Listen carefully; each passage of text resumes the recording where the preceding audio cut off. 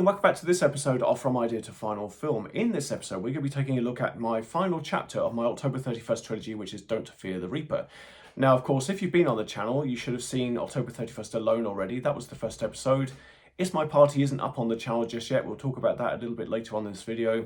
And this is Don't Fear the Reaper, which also isn't up on this channel. You cannot see this film on this channel at the moment, and I'll talk about the whys and wherefores of that a little bit later on in this video. The idea behind this one is that it was going to be a John Carpenter-esque kind of movie in the vein of something like Prince of Darkness, something where there was this unknown evil, this brooding evil that was all mentioned and everybody was scared of and everybody was paranoid about, that you didn't actually get to see until the end of the film. The story goes that 100 years ago, out in these counties somewhere, a number of people got killed. A year later, it moved to a different county and more people got killed. And it went from county to county until it reached the county of Russellville, where it killed a massive number of people. Now, it then suddenly stopped. It then just suddenly went away and nobody knew why. And everybody began to get a little bit scared, a little bit paranoid. But they began to calm down. They began to kind of relax a little bit into this thing and think that maybe this evil was gone for good. They didn't know what it was. They didn't care to know what it was. They just wanted to know that it was gone and they could go on and live their lives. However, 5 years ago, a couple of murders happened in a county just over, and they think, oh, this is a bit strange. And then the next county over, more murders, and it moved to another county and more murders, and it seemed that it was on its way back to Russellville to do its biggest massacre ever. So the citizens once again were getting scared. Once they knew that a couple of murders had happened over in a couple of counties, then a couple of counties more, they started to hide anything to do with Halloween, anything to do with evil, anything to do with the supernatural, anything like that. The town basically shut down and hid all of that stuff in the hopes that the evil wouldn't visit them and it wouldn't actually kill any of them. Now, we have an investigative reporter, which was originally to be a character called Jack Martin, and he was going to be coming to town and try to find out why this town wasn't celebrating Halloween, whether it was just paranoia or whether it was people in the town kind of winding each other up and trying to make the illusion that the evil was on its way for whatever reason. He was there to uncover this story. And of course, this upsets some of the townsfolk, and they're insisting that the evil is there and that he shouldn't be like digging into this. So that's the basics of the story. I mean, you know, eventually, hopefully, you might get around to seeing some version of it. So yeah, that's what we set up, and we shot the film back in 2011. And the way that I shot the film, I started off with the title sequence, and we had an actress come up from London, and her name is Danny Thompson. You may have seen her in a number of horror movies since. And she graciously came down to Portsmouth, and we filmed the scenes around Waterlooville, and we also filmed it up in somewhere near Petersfield. I want to say Liss or Liphook or something like that, probably Liphook. So Danny came down and we decided to shoot all of her title sequence up front, get all of her stuff done. And then in the October that year, we were premiering Alone and It's My Party at the Queen Elizabeth Country Park. Now, you can see footage of that premiere on this channel somewhere. If you go and look for QECP, I think it's called Alone Premiere, you can see the footage from that. We actually sold the event out, and we could have sold it out for another night and maybe another night out after that. So it was a very, very popular event. I'm glad that everybody came to see those films on quite a large screen, really. So, yeah, the idea was that we were going to treat the audience to the opening sequence of this new movie, and they would see the movie like a year later. It would encourage them to come back a year later and see the final film. So what we did is we said to everybody, right, we're going to shoot Danny's scenes first. We're going to get all that done. And what we'll do is we'll come back once October's over, start the beginning of the new year, start in the beginning of 2012, and we'll work our way through and get this movie finished. Everybody agreed, all the actors were in place, and everybody agreed. Now, we had a lead actor in place. He's worked with us on one of our previous films. It wasn't Paul Jakes, it was one of the other actors. And he'd worked with us on one of the previous films, and he read the script, and he said, you know what? He said, this is actually the best script that I've read from you so far.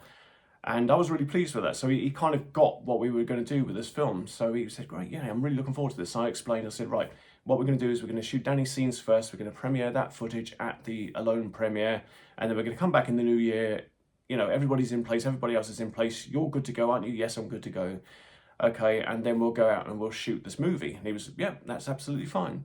So we did the Danny footage, premiered it at the premiere of Alone. It went down very, very well. Everybody loved it. Danny actually recorded an intro for it, which went down very well. And everybody loved the footage, and they were really keen to come back the following year to see what was going to happen with Don't Fear the Reaper. Of course, it was the closing chapter in this little trilogy.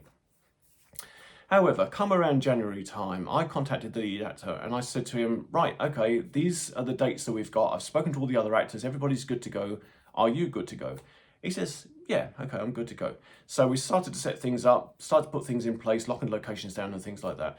I get a phone call like in the middle of the week and he says, oh, by the way, I can't actually make that date anymore. Can we shift it to another date? I said, well, you know, we've got everybody in place now. Yeah, but can we shift it to another date? Well, all right, let me ring around and let me, you know, see if everybody else is free to move to the next weekend instead. Okay.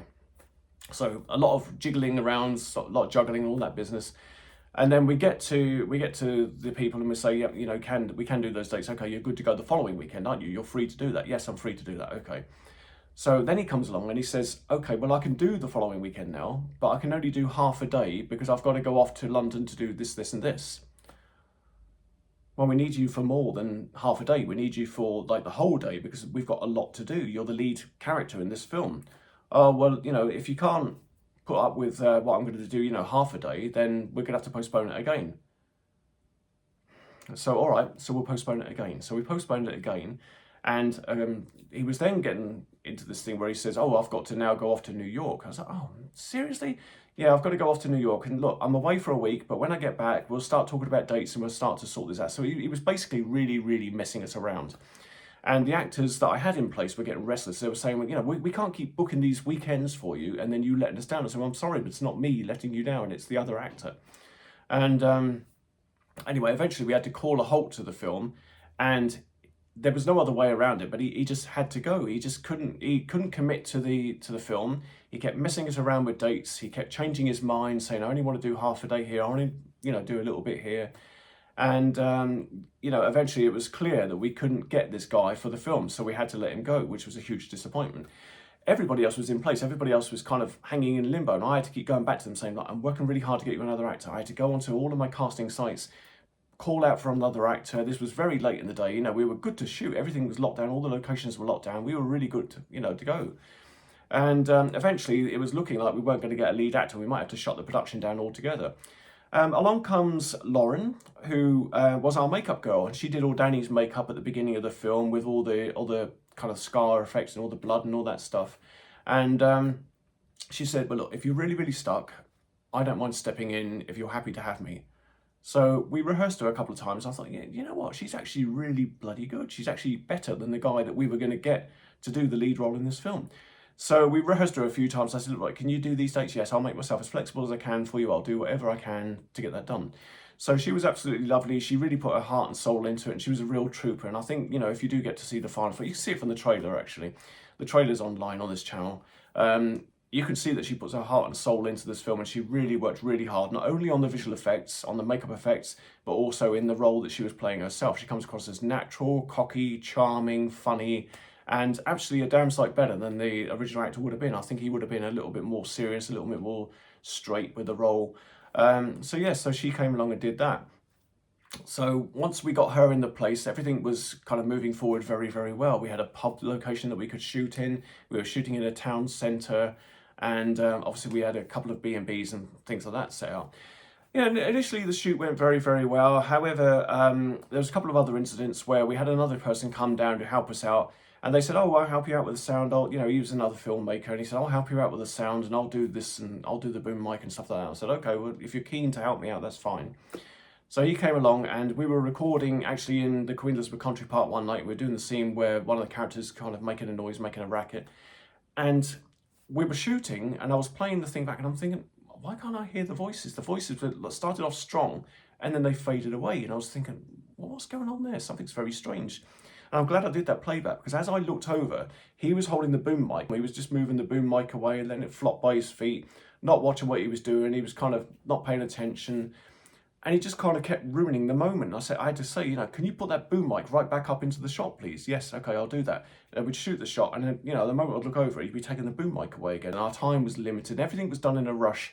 And because everything was done in a rush, we didn't get the exact mood, the exact shots, the exact actions that I wanted, in the film.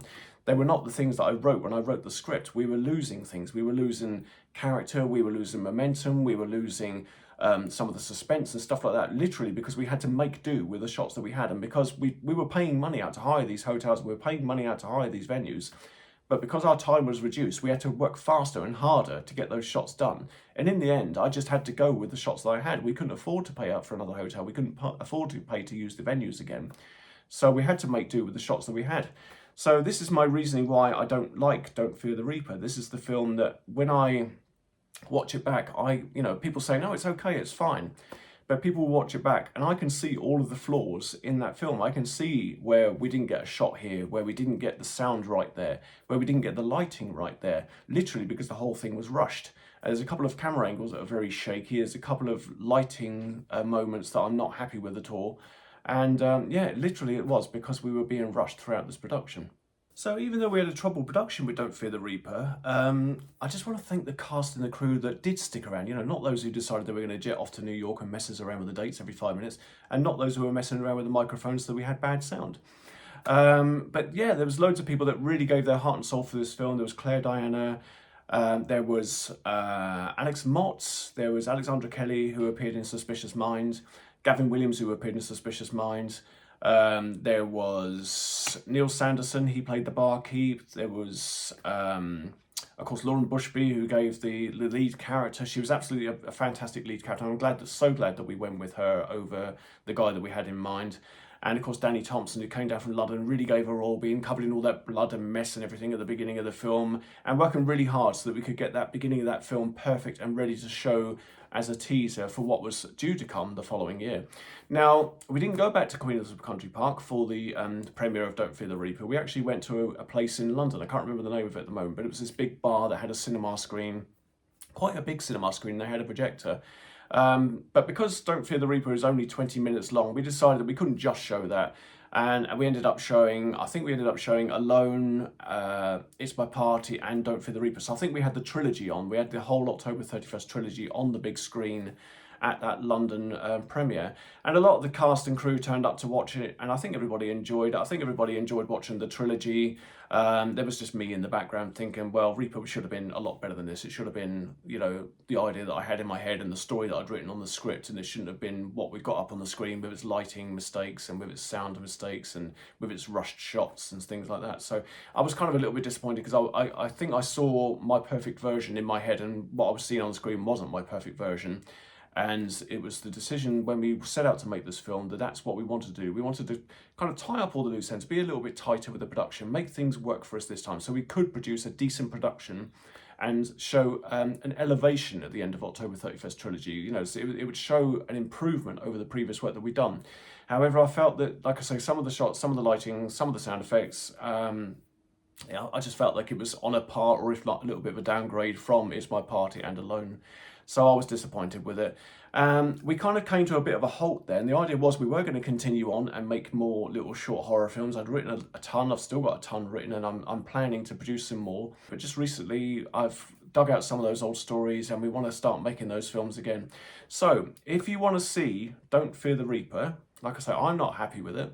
But if you guys want to see it, and if you're happy to look through it and see through all the flaws and the film that it could have potentially been, what you have to do is you have to like this video. You have to like the Don't Fear the Reaper trailer, and I want you to come down in the comments and just say, I would like to see the Don't Fear the Reaper film. Just let me know. Let me know that you want to see it. Also, if you're new to the channel, just hit the subscribe button, because if we can get some more subscribers, that will of course encourage me to upload those older films, and of course it will help me make the newer films. I've got some really good stories that I really want to show you. I really want to get out there and start filming these films and produce for you the kind of film that I wanted Reaper to be. I want to put out that kind of film. I want you to feel the tension, feel the fear, and get some of the decent stories that we've got sitting back here waiting to show you. So yeah, if you could just go and do that for me, that'd be great. As always, if you can go on this video and click the like button, that'd be fantastic. Like I say, if I get a number of great likes on this video, then I'll consider putting Reaper up. I've got it all sat here, ready to go. I've had a look at it the other day, and it's all ready to go to be uploaded. But I just want to know that you guys want to see it, and if you really want to see it, just click on the like and just let me know. That's all I'm asking. If I don't get enough likes, if I don't get enough people wanting to see it, then I won't put it up. Simple as that. The reason why October 31st It's My Party isn't up online is because there's a part of that story that features in the feature film version. What I've done is, that is my favourite of my short films. I will probably do a video explaining how that one came about a little bit later on, but I won't put the short film up because I think it might spoil the feature film for you, because there's, like I said, there's a chunk of the short film that is in the feature film. I've remade it, rewritten it, but the beats are still the same, if you know what I mean. So I didn't know whether to put it up on YouTube, and then you guys say, well, I've already seen this, when you see the feature film, and it might ruin it for you. But let me know again what you think in the comments, whether you'd like to see the short film and then you wouldn't care if it was in the feature film. It is changed slightly. I've moved it around a little bit and made some things different, but it does kind of hit the same beats, and you might know what's coming if you see the feature film. But I mean, there's a whole other load of film around the outside of it, so it's just this small section that features in the feature film version. Anyway, yeah, let me know if you want to see October 31st, It's My Party, and it won't ruin the feature for you. Again, going back to the beginning, if you could just click on the like button, fantastic, really helps me out. Please subscribe to the channel if you're brand new to the channel, and get down in those comments and let me know if you want to see Don't Fear the Reaper. Let me know what you think about the other films. Thank you for everybody who's been engaging about Alone and Guilty Conscience and Suspicious Mind. Really enjoyed chatting with you guys. But yeah, in the meantime, I will see you all very soon.